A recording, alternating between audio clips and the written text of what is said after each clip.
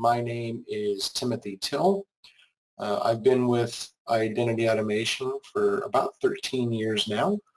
And for the majority of that time, I've been working almost exclusively in the education marketplace, so working in K-12 and higher ed on identity and access management initiatives and deployments of our rapid identity solution. For today's webinar, we're really going to be leaning in a little bit into what our thoughts are, and this is gathered from talking to other schools and talking to other peers in the marketplace about where we see things moving for the next school year as we move into 2020 and 2021, and how COVID impacts that and what some of the changes we expect to see down the line.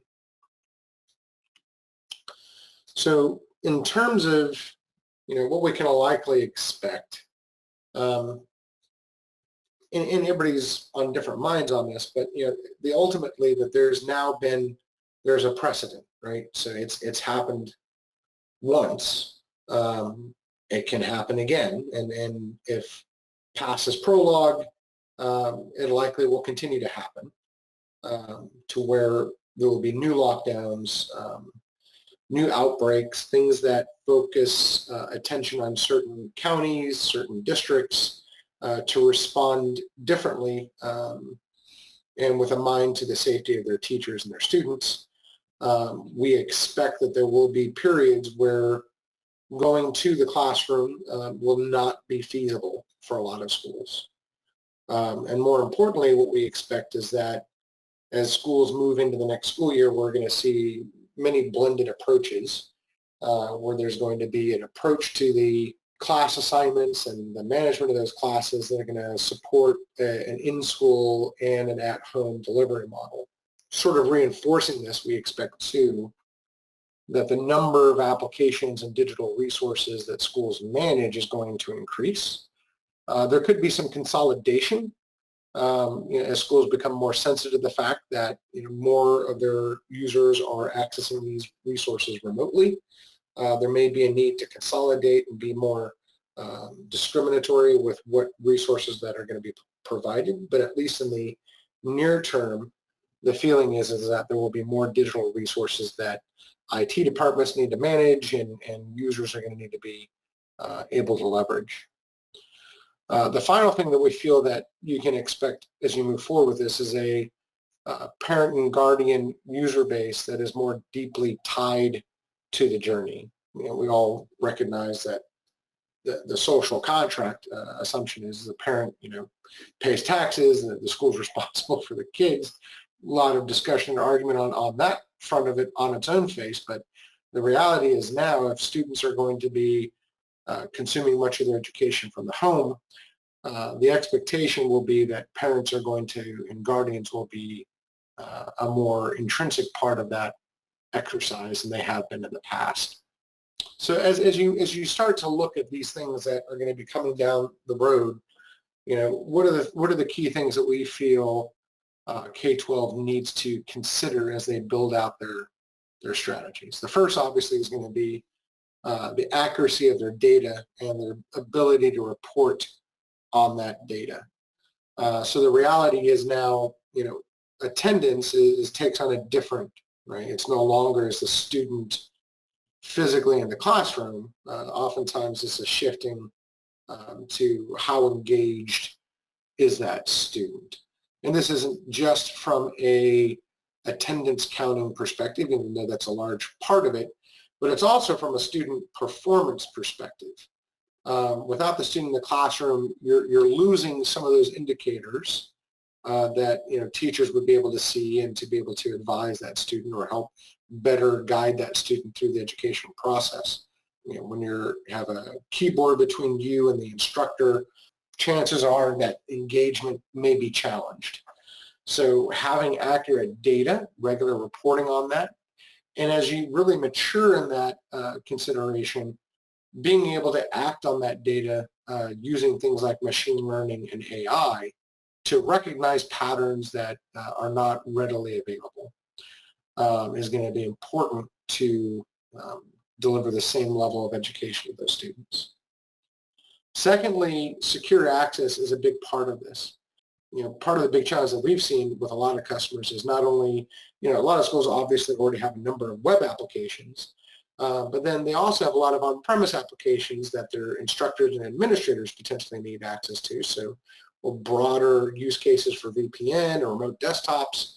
And so when you have people coming from externally, now you're opening up ports and firewalls and you're exposing some of that infrastructure externally, obviously that attack surface increases. So, schools need to be able to consider how do we secure that remote access without negatively impacting the end users, right? That's what we mean by being frictionless when we secure that access. And finally, more identities. Now, we at Identity Automation have been talking about this for years, that, if you look at historically at a school district, and when it comes to IT resources and computing, it used to be just administrators back in early 90s were the only ones that really used computers. As we moved into the late 90s, early 2000s, it became common that teachers were using these computers as well. So you go from if you're a school district with 10,000 students, you go from 100 administrators to now 1,000 teachers. And then now we move into the mid-2010s and we start our early 2010s. Now students are accessing resources. So now you go from, 1,000 users to, 11,000 users. And when you bring in parents, you're growing that now to at minimum, another 10,000 identities. So that user population, we're going to see double over the next couple of years that schools need to be sensitive to. As we start to consider these things, what we want to posit to our current customers and people evaluating things out in the marketplace is the value of taking an identity-driven approach to these challenges. And I think if you look at it, it's pretty easy to draw a parallel between this identity-driven approach and that last challenge point around parents, right? That if you take an identity-driven approach, you're focused and on automating the process of when an identity enters the organization, all the change events that occur throughout their life cycle with that organization, their classroom changes, their location changes, their job changes, their department moves, if they're a student, obviously all the grade level changes and the campus moves that occur, and then ultimately when that identity leaves the organization, ensuring that access is removed.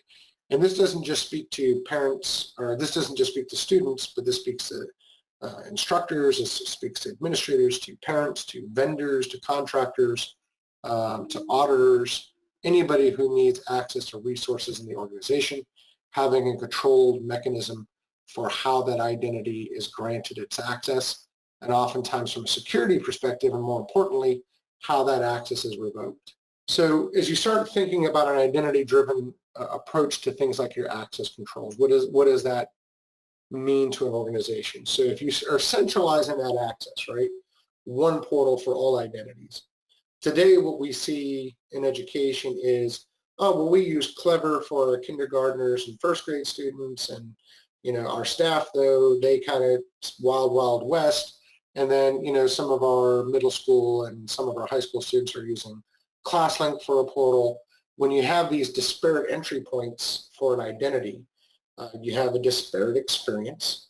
You don't have an ability to centrally know what applications are being leveraged by which identities.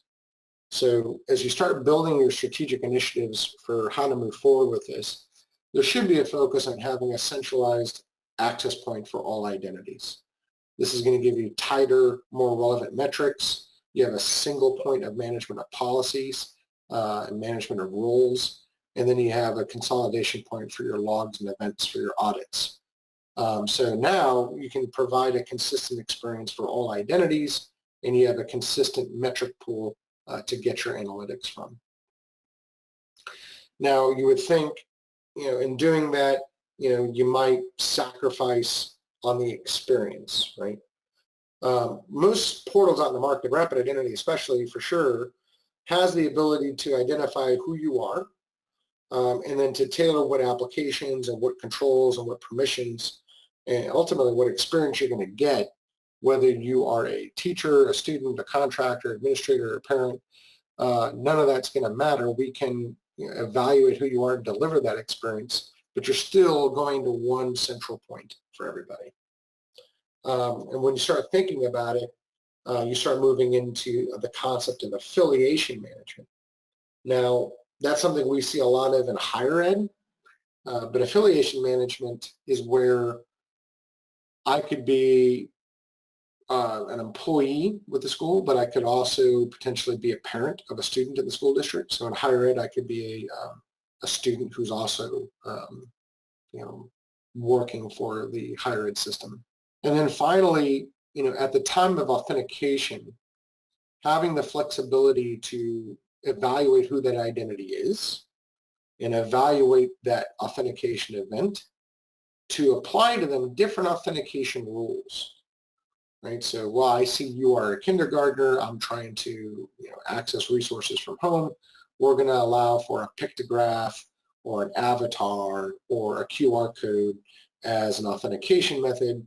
But you are a administrator trying to access payroll data. Well, we're going to make you do an OTP. We're also going to send a push to your phone, right? So evaluating who you are, the events of that authentication event to determine what that authentication policy should be, and enforcing that is best expressed when done through a single point of entry. So let's talk about real-world identity management use cases. I always kind of smirk about it because I say things like identity and access management, and I make the assumption everybody knows what I'm talking about. There was a time when I first started doing this years and years ago where that wasn't the case, right? Where I had to spend the first 2-3 phone calls with anybody in education talking about what identity management was. That's no longer the case. I think most everybody understands identity and access management in the K-12 world. But let's talk about how that impacts a school at the business level. Oftentimes we look at identity and access management at the IT infrastructure level, but it's also valuable to evaluate what value case it brings to the business at large. So first of all, you can support your login issues to a distributed user population. So when you start doing access portals and identity management, you're able to do troubleshooting and login and distribute that to other people. So you could say, I want a teacher to be able to unlock a student account or reset their password or reprint a QR code for a student. So these things don't have to be done by campus tech. Help desk tickets don't have to be put in. You don't have an SLA time. These things can be resolved in the moment when required. Secondly, when you're centralizing, you're managing the identity and auditing against that, when it comes to state reporting, it's going to be informative and enriching the data around whether or not your students are engaged in the process. It can evaluate indicators for at-risk learners, right? So if we see that, Johnny only logs in at 9:45 in the morning, even though his classes started at 9, right? Then we start to see that, maybe he has some special issue that needs to be addressed, right? And then we start seeing consistent or erratic behavior. It also provides a mechanism to help parents become engaged as well. So if you're controlling the parent experience as they access these resources, you can direct these parents better to those resources and have a mechanism to engage with them directly. You also have an evolving application landscape. So, as I said before, schools are going to be reevaluating what tools they're using. And so those applications are going to be changed in and changed out or removed or added. So when you're taking an identity and access-driven approach, that becomes much easier to plug and play different solutions. It also gives you the agility to be more discriminatory in what applications you want to leverage. You're also working to reduce that attack surface, right, to help protect your student data by increasing how users get access and controlling that through authentication. And we all know that today, everyone's had to react. And I think if you look at what schools have accomplished in a very short period of time with no notice, no budget, no precedents to work with, I think what schools have accomplished in the last 3-4 months is nothing short of amazing. But when you take that identity-driven approach, it gives you the ability to start, having a foundation in place to allow you to react quicker to changing things. So what I'd like to just leave you with before we move to questions, and we'll make this presentation available for everybody here.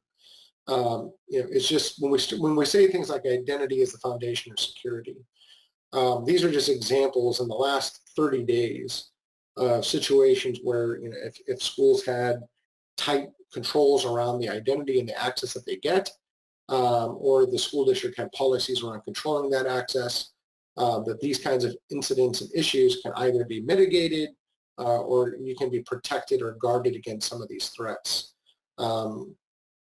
Nobody is more adaptive than the bad actor. So as forward-thinking as a school can get, and as strategic as they can get, and as innovative as they can get in evolving themselves to these COVID times, the bad actors are always a few steps ahead of everybody. So the more that you can do to center point identity in your security planning, the better off that every school is going to be there. All right, so with that, let's go ahead and take it to some questions here before we close out. So feel free to type the question in the chat, and I'll be happy to answer anything that you have. Just reading through some of these questions here. Some of these are a little bit long and some more are popping up. So let me kind of string this down for everybody. So when it comes to things like password policies, right? Everybody is aware of all the NIST standards you've seen where everyone talks about you should have a combination of letters, lowercase, right? Passwords should be changed every 30 days. All these policies and recommendations come down the pipe with no consideration to the user populations or the specificity of the kind of infrastructure that you're having to manage. So when it comes to things like a password policy, especially with a remote user population, when you combine that with things like multi-factor authentication, I think our vision for a customer should be that you should move to a passwordless strategy. So let's kind of define what that means. A passwordless strategy would be, I'm going to authenticate with my mobile device that has a push session. I provide the service my username. It pings my mobile device. Maybe I put in a PIN and I click approve, and that is considered far more secure than typing a password. So at that point, if I'm logging into a central service, it doesn't really matter what my password is. So, that's an example of taking an identity-driven approach. But in the interim, right, if you're not comfortable moving to something like that, the standard password change recommended approach is technically every 30 days, right? But I think if you move to an MFA-driven strategy and move to a passwordless approach, the password becomes a non-issue and the password can change daily. We have customers where Rapid Identity randomly sets the password every day to a different value. And the end user doesn't even know the password. Nobody knows the password. The end user has to authenticate, using a MFA token to get in. So if you're trying to be more secure with it and increase user engagement and reduce friction, that would be the ultimate recommendation there. So hopefully there were a couple of questions that they all kind of related to password. Hopefully that answered that. Any other follow-up questions or? Aha, here's another one, just as I was about to close. Okay, so let's talk about integration. So let's talk about Rapid Identity and how various platforms like student information systems, your ERP, your HR systems, transportation, all talk to one another. So I'll break that into 2 points, right? One is how they authenticate, so how you authenticate to these services.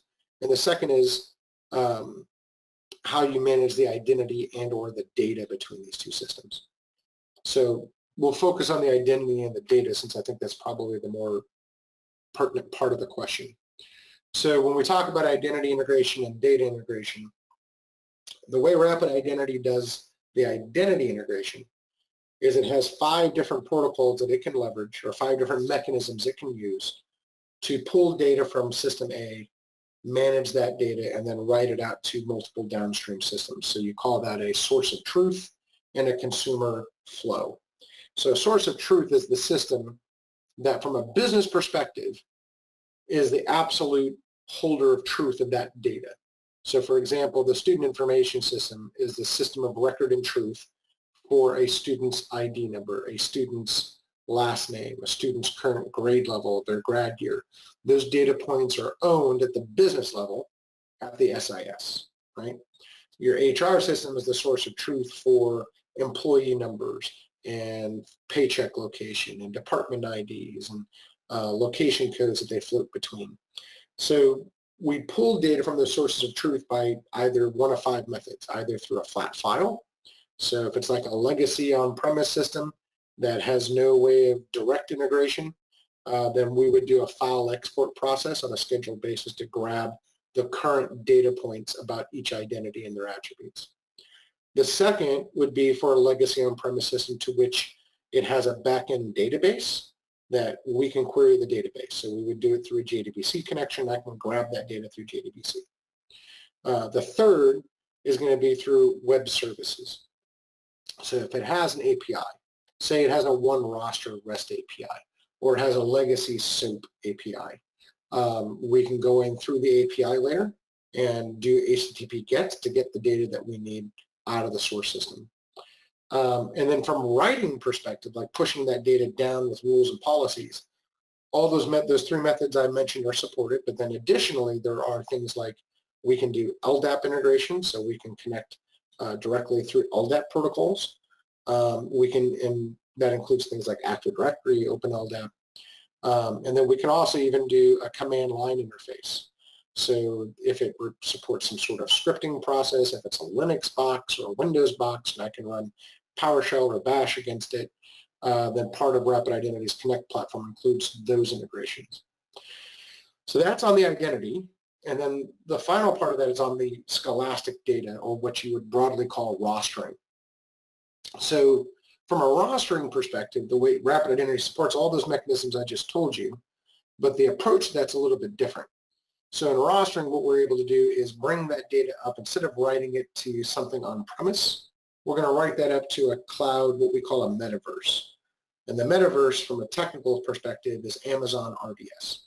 So we're bringing in all that source data or provider data about, course information and student numbers and the teacher information, bringing all that up centrally, normalizing that data into a format such as, OneRoster, and then we're able to make that data available to your consumer systems through either flat files that are either in a standardized format like OneRoster or in a vendor-specified format, and then also through an API. And typically that's going to be what we call EdSync, or it's going to be through OneRoster APIs. And that's allowing the vendor to query the metaverse for your data using the API keys. So that's for more data management, right? That's managing the course roster, the classes of students in, that the teachers that are teaching it, the textbooks that they get, the learning management systems they get access into. That's managing that data across all those different systems. And then the third and final is authentication. By leveraging identity automation, you can authenticate to a service using federation or through form fill. And federation, we support, I'm sorry, there was a follow-up question on that last one. Yeah, so we bring that data into Rapid Identity in the cloud, but the underlying data store that we're using is built on Amazon's RDS technology. So that's just the database technology that we're using to store it. But it's in the Rapid Identity shell in the cloud. That's what we're pulling it into. But then on the authentication side, we support OAuth, OpenID Connect, WSFed, SAML, CAS, and then we also support form fill authentication. So a number of different ways that we can provide an authenticated session to a web application. Yeah, so on the authentication, so Rapid Identity supports multiple ways of, or multiple identity stores. When I say an identity store, meaning, if you're authenticating to something, say you're trying to log into Google, you can either look at Google's own internal authentication store, or you can look at it federate to something else. So when we federate, the directory that we federate against can either be your traditional AD that's on-prem, if that's what you want.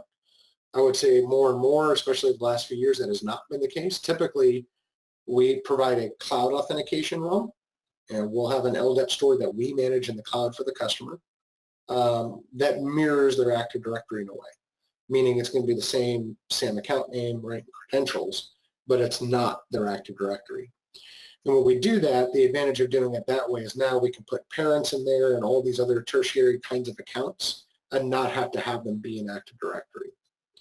So in terms of the other part of the question here of envisioning a more dynamic directory that saves these transactions, right? So SAML isn't, we don't see SAML really going anywhere. In fact, the hope is that SAML becomes more widely adopted. And the reason why we'll use an LDAP store is it's just natively designed to pass those metadata attributes with the SAML store. But in terms of it being Active Directory, that's not a requirement of Rapid Identity. In fact, if we're hosting it and we're providing the authentication realm, typically we're just going to leverage Open LDAP. So there's no, all we're passing at that point is metadata to the authentication services. All right, so I appreciate everyone's questions. Great questions. There will be a recording of this, and we'll make sure everybody gets a copy. We'll also make sure everybody gets a copy of the presentation. And I do encourage you to take a look at some of those news reports that have come out over the last couple of weeks. Again, thank you all for your time today, and you all have a fantastic rest of your week. Take care.